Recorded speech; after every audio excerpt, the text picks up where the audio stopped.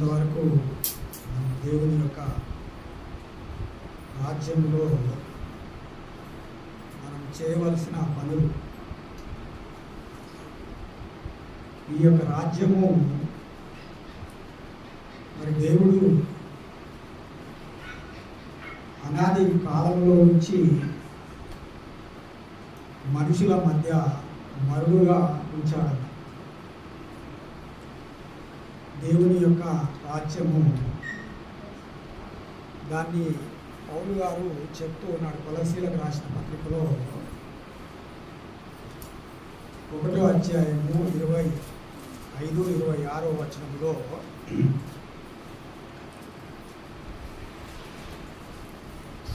కొలస్సీలకు రాసిన పత్రిక 1వ అధ్యాయము, దేవుని వాక్యమును అనగా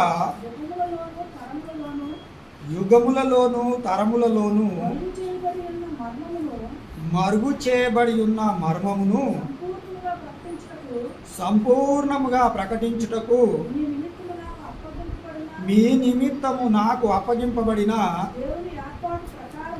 దేవుని ఏర్పాటు ప్రకారము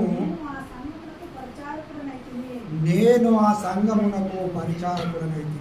ఇక్కడ సంఘము అని 26వ వచనంలో చెప్తున్నాడు.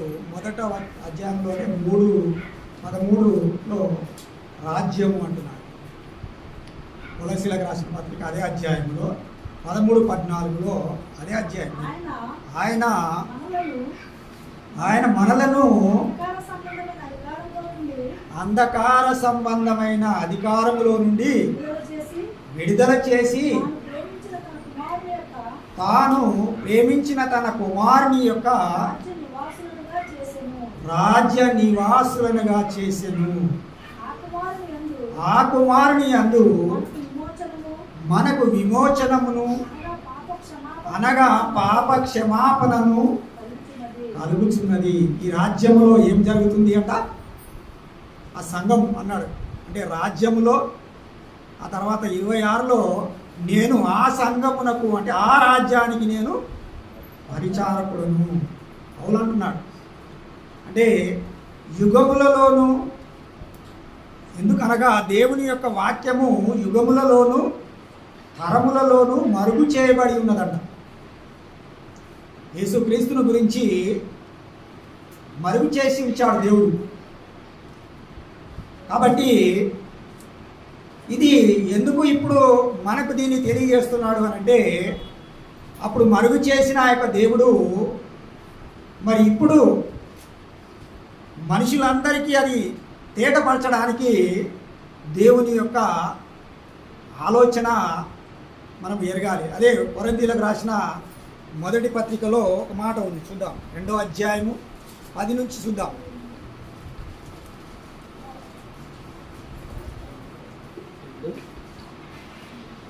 మొదటి కొరింథీయులు 2, మనకైతే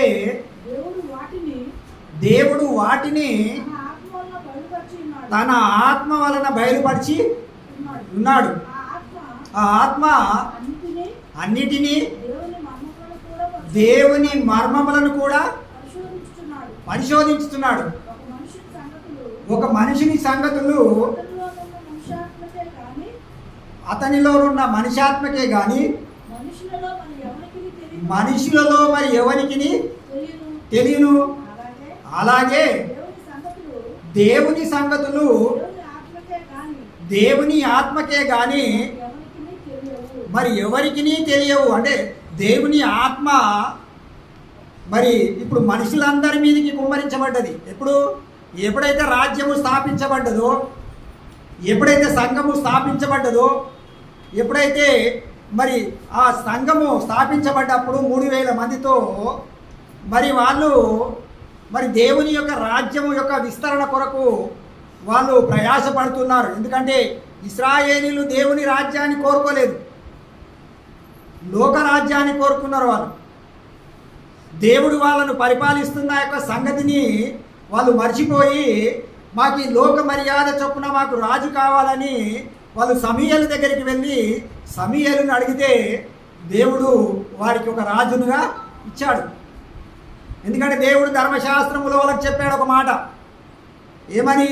ద్వితీయోపదేశ కాండము 17వ అధ్యాయము 14వ వచనములో ధర్మశాస్త్రం ఇస్తూ చెప్తున్నాడు. ద్వితీయోపదేశ కాండంలో 17వ అధ్యాయము 14వ వచనములో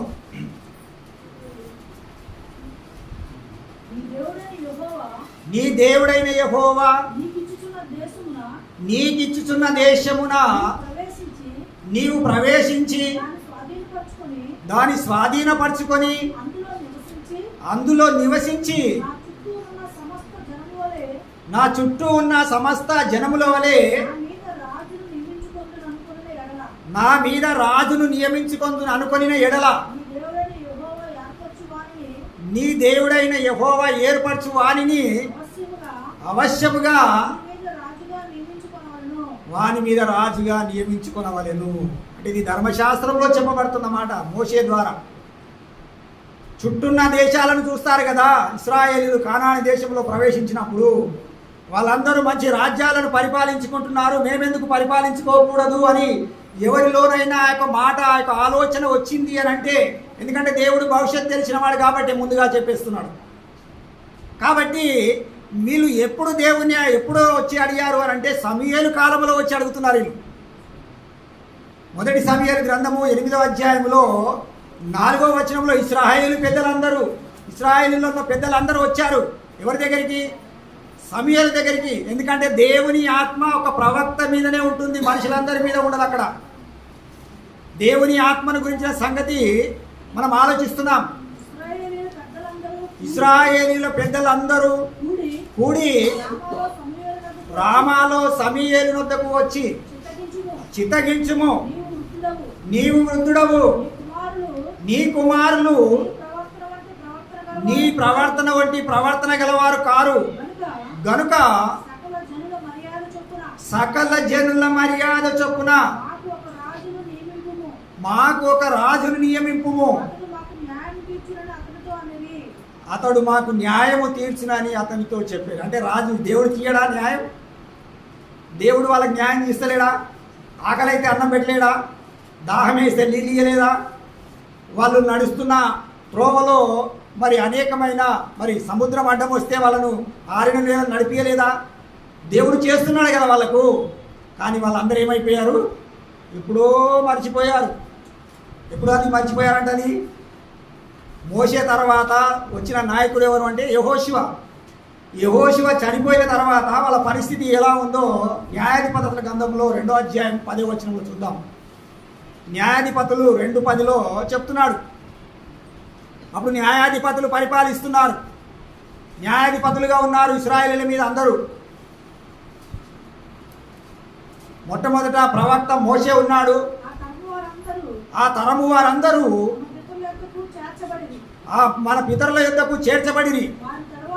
వారి తర్వాత యెహోవానైనను ఆయనను ఇశ్రాయేలీయుల కొరకు చేసిన కార్యములైనను ఎరగని తరం ఒకటి పుట్టిందంట. ఆ తరమే ఎప్పుడు సమూయేలు దగ్గరికి వచ్చింది. ఆ తరమే సమూయేలు దగ్గరికి వచ్చింది. ఎరగని ఒక తరం. దేవుడు చేసిన కార్యాలన్నిటినీ మర్చిపోయారు, చనిపోయారు. చేసిన వాళ్ళందరూ చనిపోయారు, చూసిన వాళ్ళందరూ ఏమైపోయారు? చనిపోయారు. కానీ వాళ్ళు బోధించలేదు ఆ పిల్లలకు. నీ ఇంట కూర్చున్నప్పుడు లేచినప్పుడు వీటినే బోధించాలని దేవుడు వాళ్ళకి ఆజ్ఞాపించినప్పుడు వాళ్ళకి బోధించలేదా? బోధించినా వాళ్ళు ఏం చేశారు? మర్చిపోయారు, ఎరగలేకపోయారు. అలాంటి స్థితిలో మనిషి యొక్క మరి హృదయ రహస్యాలను ఎరిగిన దేవుడు వీళ్ళు భవిష్యత్తులో ఇలా చేస్తారని దేవుడికి తెలిసే మోషే ద్వారా ఏం చేశాడు?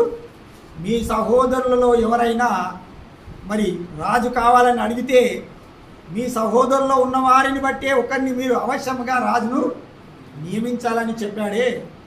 అందుకే ఈ సంగతి మరి మన ఎవరికి? సమూయేలుకు బాధ కలిగింది.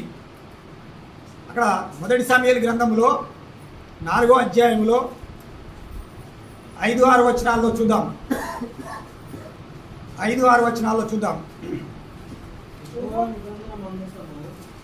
మొదటి సమూయేలు గ్రంథము 8వ అధ్యాయము 5, 6, 7. చిత్తగించుము, చిత్తగించుము, నీవు వృద్ధుడవు, నీవు వృద్ధుడవు, నీ కుమారులు నీ కుమారులు నీ ప్రవర్తన వంటి నీ ప్రవర్తన గలవారు కారు కనుక కారు గనక సకల జనుల మర్యాద సకల జనుల మర్యాద చొప్పున మాకు ఒక రాజును నియమించుము, మాకు ఒక రాజును నియమించుము, మాకు న్యాయము తీర్చునని అతడు మాకు న్యాయము తీర్చునని అనేది. సమూయేలుతో అని మాకు న్యాయము తీర్చుటకై రాజును నియమించుమని రాజును నియమించుమని వారు అన్న మాట వారు అనిన మాట సమూయేలు దృష్టికి ప్రతికూలముగా ఉండెను గనుక సమూయేలు దృష్టికి ప్రతికూలముగా ఉండెను గనక సమూయేలు యెహోవాను ప్రార్థన సమూయేలుకు చేసెను. యెహోవాకు ప్రార్థన చేసెను. అందుకు అందుకు యెహోవా యెహోవా సమూయేలునకు సెలవిచ్చినదేమనగా జనులు మీతో చెప్పిన మాటల ప్రకారము జరిగింపుము, జరిగింపుము, వారు నిన్ను విసర్జింపలేదు గాని వారు తమ్మును ఏలకుండా నన్నే విసర్జించారు. అంటే దేవుడు ఎవరితో ఏలుతున్నాడు అక్కడ? సమూయేలుతో ఏలుతున్నాడు. కానీ సమూయేలు మరి ఏమనుకున్నాడంటే ఏంటి మళ్ళీ వీళ్ళు రాజు అడుగుతున్నారు? ఎందుకంటే దేవుడు ముందే చెప్పాడు కాబట్టి, ధర్మశాస్త్రములో ముందే చెప్పాడు కాబట్టి. ఇక్కడ మరి న్యాయాధిపతుల కాలంలో మరి జరిగిన సంఘటన ఏంటిదంటే దేవుని ఎరగని తరము ఒకటి పుట్టింది. ఆ తరములోనే ఎవరు పుట్టారు? సమూయేలు పుట్టాడు. సమూయేలు కూడా పుట్టాడు. ప్రవక్తగా దేవుని సన్నిధిలో ఉన్నాడు. ఆయన న్యాయాధిపతిగా ఉన్నాడు, ప్రవక్తగా ఉన్నాడు. కాబట్టి అప్పుడు ఆయనకు మరి బాధ కలిగింది. బాధ కలిగినప్పుడు దేవుని సన్నిధికి వెళ్ళి ప్రార్థన చేశాడు.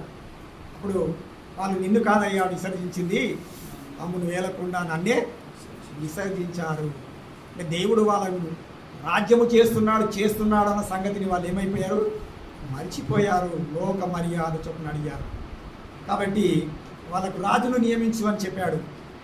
అప్పటి నుండి దేవుడు మళ్ళీ వారి యొక్క రాజుల యొక్క శ్రేష్టను చూశాడు. రాజులు ఎలా ఉన్నారు? ఇప్పుడు ఇంతకుముందు సొలొమోను గారు ఎలా ఉన్నాడు?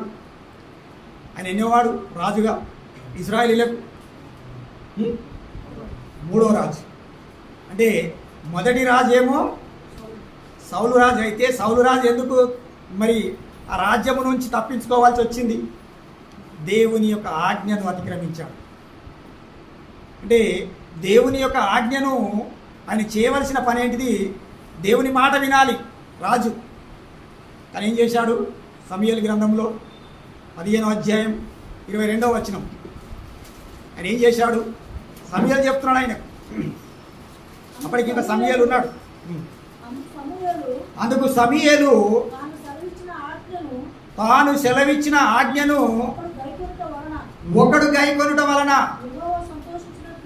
యెహోవా సంతోషించినట్లు ఒకడు దహన బలులను గొర్రెలను అర్పించడం వలన ఆయన సంతోషించిన ఆలోచించుము. బలులు అర్పించుట కంటే ఆజ్ఞను గైకొనుటయు పొట్టేళ్లను అర్పించుట కంటే మాట వినుట శ్రేష్టమయ్యా. దేవుని మాట వినాలి. మొట్టమొదట ఏం చెప్తున్నాడు దేవుడు? యుగములలోను తరములలోను దేవుని వాక్యము మరుగు చేయబడి ఉందని దేవుడు చెప్తున్నాడు కదా. మరి ఇప్పుడు మనకు అందరికీ ఆత్మ ద్వారా దాన్ని తేటపరుస్తున్నాడు కదా. దేనికోసం? వాళ్ళు ఏ రాజ్యం కోసమైతే వాళ్ళు ఆలోచించారో, ఏ రాజ్యం కోసమైతే రాజు కావాలని కోరుకున్నారో, ఆ రాజును మరి దేవుడు ఏర్పాటు చేశాడు. ఆ రాజును దేవుడు ఏర్పాటు చేశాడు. ఎప్పుడు ఏర్పాటు చేశాడు? లూకా సువార్తలో మనం చూస్తాం. లూకా సువార్త 1వ అధ్యాయము 32వ వచనం చూద్దాం. మరియమ్మతో దేవుడు మాట్లాడుతున్నాడు. దూత మాట్లాడుతుంది. ఆయన గొప్పవాడై సర్వోన్నతుని కుమారుడు అనబడును. ప్రభు అయిన దేవుడు ఆయన తండ్రి అయిన దావీదు సింహాసనమును ఆయనకిచ్చును. ఆయన యాకోబు వంశస్థులను యుగ యుగములు ఏలును. ఆయన రాజ్యము ఆయన రాజ్యము అంతము లేనిదై అంతము లేనిదై ఉండునని ఉండునని అతనితో అతనితో చెప్పాను. అతనితోనా ఆమెతోనా? ఆమెతో చెప్పాను. ఆమెతో చెప్పాడు. అందుకు అందుకు మరియా మరియా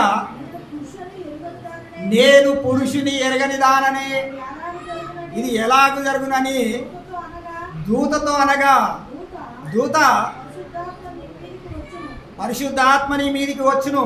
సర్వోన్నతుని శక్తి సర్వోన్నతుని శక్తి నిన్ను కమ్ముకొనును. నిన్ను కమ్ముకొనును. గనుక గనుక పుట్టబోవు శిశువు పరిశుద్ధుడై దేవుని కుమారుడు అనబడు. చాలు. అంటే అప్పటికి ఆమెకు చెప్తున్నాడు, నువ్వు గర్భవతి అయి కుమారుని కని ఆ కుమారుడు ఇశ్రాయేలీయుల యొక్క గోత్రముల వారిని యుగ యుగములు ఏలుతాడు అన్న సంగతిని ఎవరికి చెప్పాడు? దూత అంటే మరియకు చెప్పాడు. అంటే మరియకు చెప్పాడు. అప్పటికి యేసుక్రీస్తు పుట్టలేదు. కానీ యేసుక్రీస్తు పుట్టినప్పుడు మత్తయి సువార్తలో సంగతి చెప్తున్నాడు, రాజుల గురించి మాట్లాడుతున్నాడు దేవుడు. 2వ అధ్యాయం మత్తయి సువార్త 2వ వచనం, 2వ అధ్యాయం 2వ వచనం. యూదుల రాజుగా పుట్టినవాడు ఎక్కడ ఉన్నాడు? తూర్పు దిక్కున మేము ఆయన నక్షత్రమును చూచి ఆయనను పూజింపవచ్చితిమని చెప్పాను. చాలు. అంటే ఎవరు చెప్తున్నారు ఇప్పుడు? తూర్పు దేశపు జ్ఞానులు వచ్చి చెప్తున్నారు. ఎవరికి చెప్తున్నారు? ఒక రాజుకే చెప్తున్నారు. మళ్ళీ యూదులను పరిపాలిస్తున్నా రాజు, ఆ రాజుకు వచ్చి మళ్ళీ రాజు పుట్టాడని ఇచ్చి చెప్తున్నారు వాళ్ళు. ఇప్పుడు ఎలా ఉంటుంది రాజుకు? నేను రాజుగా ఉన్నంత కాలం ఇంకొకటి రాజుగా ఉండకూడదు అని ఏం చేశాడు ఆ రాజు? 2 సంవత్సరాలు తక్కువ వయసు గల వారిని మగపిల్లలందరినీ ఏం చేసేసాడు? చంపించాడు.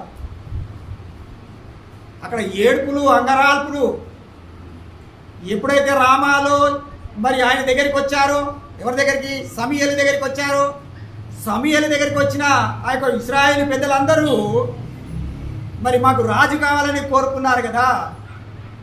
అదే రామాలో ఏం జరిగిందో 16వ వచనంలో అన్నడే చెప్తాడు. 15-16లో మత్తయి సువార్త 2వ అధ్యాయము. అప్పుడు అతడు లేచి చదువు.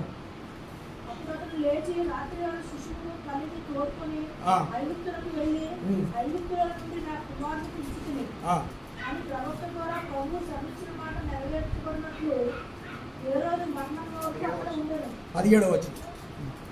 అందువలన అందువలన రామాలో అంగలార్పు వినబడెను.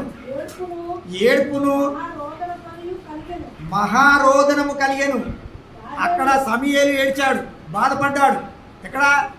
రామాలో రాజు కావాలని కోరుకున్నప్పుడు. ఇక్కడ కూడా రాజు పుట్టాడని చెప్పేసరికి ఏం జరిగింది? మళ్ళా అంగలార్పులే జరిగాయి. మళ్ళీ అక్కడ దేవుని యొక్క మరి దేవుడు రాజుగా, మరి ఒక రాజుగా దేవుడు మరి యేసుక్రీస్తుని పెట్టినప్పుడు ఆ రాజు ఎలాంటి రాజు అంటే అంధకార సంబంధమైన అధికారంలో నుంచి విడుదల చేసే రాజు. ఈ రాజు యేసుక్రీస్తు ఏ రాజు? ఈ లోకభోగాలను అనుభవించే రాజు కాదు. అంధకార సంబంధమైన అధికారం. అందుకే చెప్తాడు యోహాను సువార్త 3వ అధ్యాయంలో 19వ వచనం 20వ వచనములు అంటాడు. యోహాను సువార్త 19 3వ అధ్యాయం 19. ఆ తీర్పు ఇదే, వెలుగు లోకములోనికి వచ్చను గాని తమ క్రియలు చెడ్డవైనందున మనుషులు వెలుగును ప్రేమింపక చీకటినే ప్రేమించిరి. దుష్కార్యము చేయి ప్రతి వాడు వెలుగును ద్వేషించును. తన క్రియలు దుష్క్రియలుగా కనపడకుండునట్లు వెలుగునొద్దకు రాడు. సత్యవర్తనుడైతే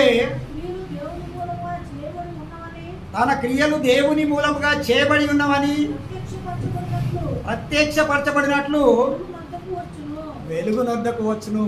నేను లోకమునకు వెలుగు అన్నాడు. ఎవరు? యేసు ప్రభు. మీరు కూడా లోకానికి వెలుగు అని చెప్పాడు యేసుప్రభు. కానీ మనుషులు దేన్ని ప్రేమిస్తున్నారని చెప్తున్నాడు ఇక్కడ? చీకటినే ప్రేమించారు. చీకటి అంటే అంధకారం, అంధకార సంబంధమైన వాటినే ప్రేమిస్తున్నారు మనుషులు. అది యుగములలో తరములలో మరుగు చేయబడిన ఆ యొక్క దేవుని యొక్క రాజ్యము, దేవుని యొక్క సంఘము, ఆ సంఘానికి నేను ఏమై ఉన్నాను అని చెప్తున్నాడు పౌలు. పరిచారకుడనై ఉన్నాను అంటున్నాడు. మనం అందరం పరిచారకులమే. పరిచారకులు ఏం చేస్తారు? పరిచర్య చేస్తారు. యేసుక్రీస్తు కూడా పరిచర్య చేశాడు. రాజుగా ఉండి వాళ్ళకు చూపిస్తున్నాడు. ఒక మాట ఉంది మత్తయి సువార్త 20 అధ్యాయంలో. మత్తయి సువార్త 20 అధ్యాయంలో ఇద్దరు జెబెదయి కుమారుల తల్లి యేసుక్రీస్తు దగ్గరికి వచ్చి ఒక మనవి కోరుకుంటుంది. 20వ వచనం నుంచి. అప్పుడు జెబెదయి కుమారుల యొక్క తల్లి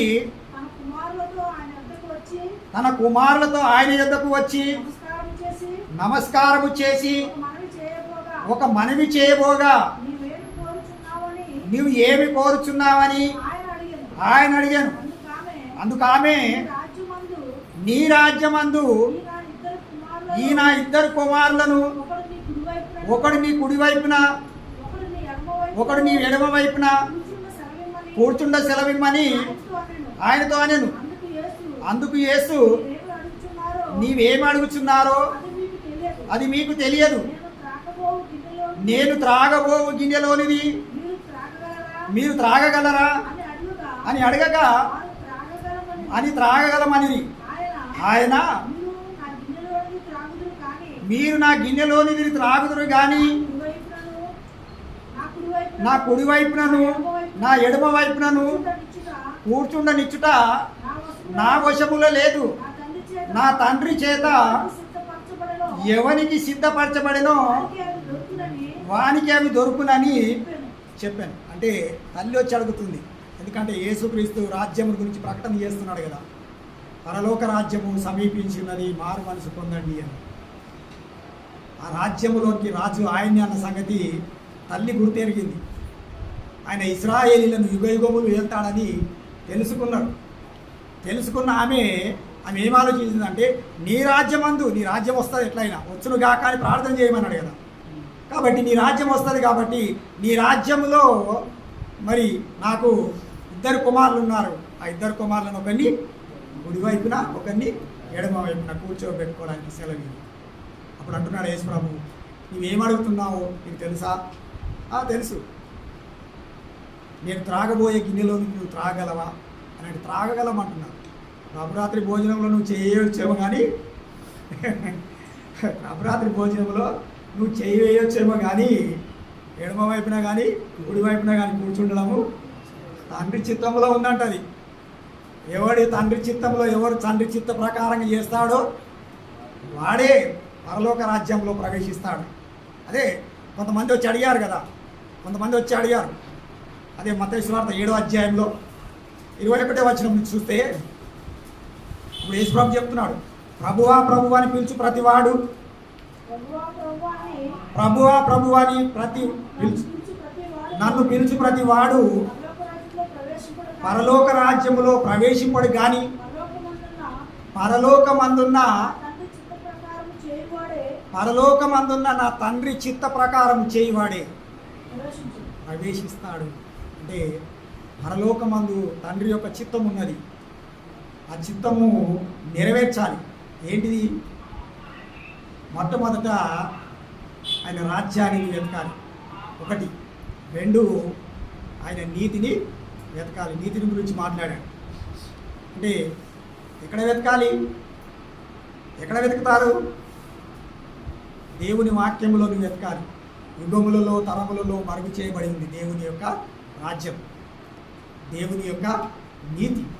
కాబట్టి ఆ నీతిని స్థాపిస్తానని చెప్పిన ఆయన మరి ఎవరు అని అంటే యెషయా గారు చెప్పాడు. ఒక మాట చూసి ముగించేస్తాను.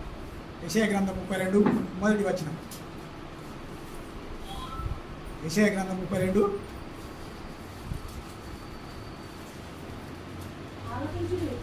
ఆలకించుడి రాజు నీతిని బట్టి రాజ్య పరిపాలన చేయను. రాజు ఏం చేస్తాడంట?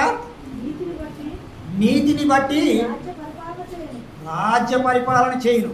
అధికారులు అధికారులు న్యాయం బట్టి ఏలుదురు. అధికారులు న్యాయమును న్యాయమును బట్టి ఏలుదురు. మనుషుడు మనుషుడు గాలికి మరుగైన చోటు వలెను. చాలు. అంటే రాజు ఏం చేస్తాడంట? నీతిని బట్టి ఆయన పరిపాలన జరిగిస్తాడు. యేసుక్రీస్తు ఆయన పరిపాలన చేయడానికి మొట్టమొదటి ఏం చేశాడు? ఆయన నీతిని స్థాపించాడు. ఏంటిదా నీతి? బాప్తిసం.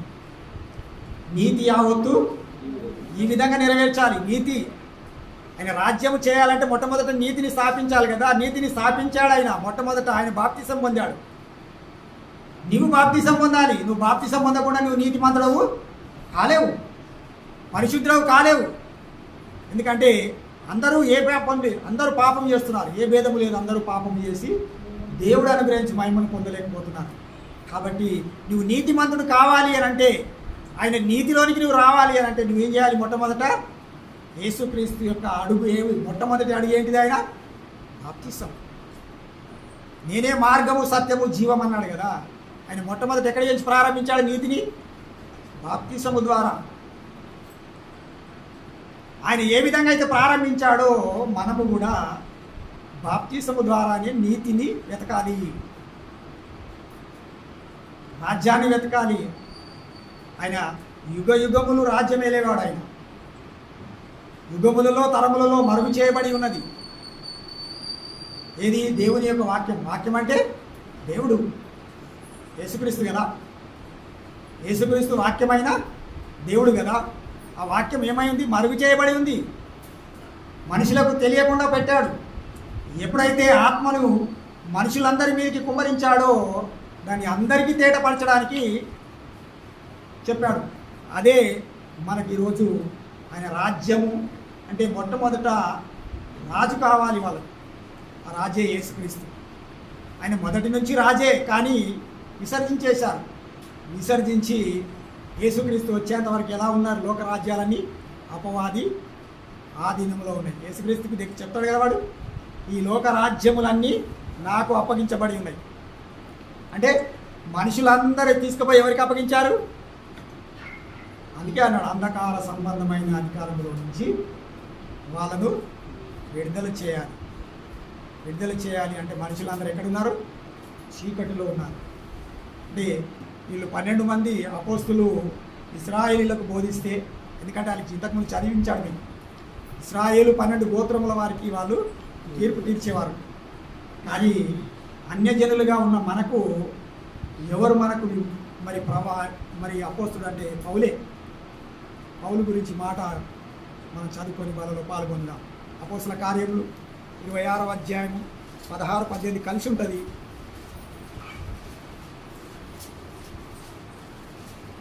అపోస్తుల కార్యములు 16వ అధ్యాయము 26వ అధ్యాయము 16-18 వచనం కలిసి ఉంటుంది.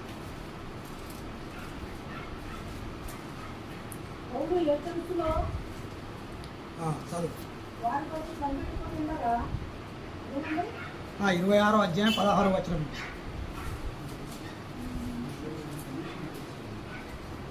ఆ 16-18 కలిసి ఉంది. నీవు నన్ను చూచి ఉన్న సంగతిని గూర్చి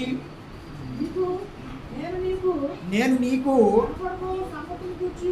నేను కనబడబో సంగతిని గూర్చి నిన్ను పరిచారకుని గాను సాక్షిని గాను నియమించుటకై కనబడి ఉన్నాను. నీవు లేచి నీ పాదములు మోపి నిలువుము.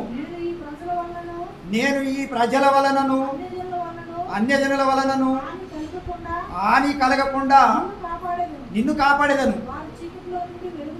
వారు చీకట్లో నుండి వెలుగులోనికి, సాతాను యొక్క అధికారములో నుండి దేవుని వైపునకు తిరిగి నా యందలి విశ్వాసము చేత పాప క్షమాపణను పరిశుద్ధపరచబడిన వారిలో స్వాస్యమును పొందునట్లు వారి కనులు తెరచుటకై నేను నిన్ను వారి యొద్దకు పంపెదనని చెప్పాను.